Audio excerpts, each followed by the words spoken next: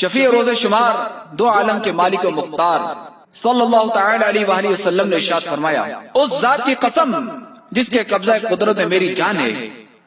میری امت کے کچھ لوگ برائی اور لہو و لعب میں رات بسر کریں گے اور صبح حرام کو حلال سمجھنے، گانے والیاں رکھنے، شراب پینے، سود کھانے اور ریشم پہننے کی وجہ سے بندر اور خنزیر بن چکے ہوں گے۔ مزید فرمایا، اس امت کی ایک قوم کھانے پینے اور لہو و لعب میں رات گزارے گی،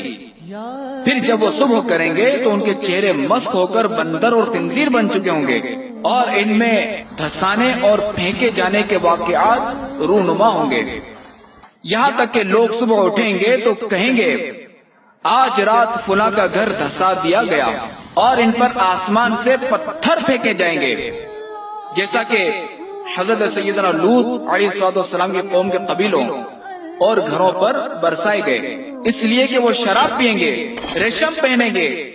گانے والیاں رکھیں گے، سود کھائیں گے اور رشتہ داروں سے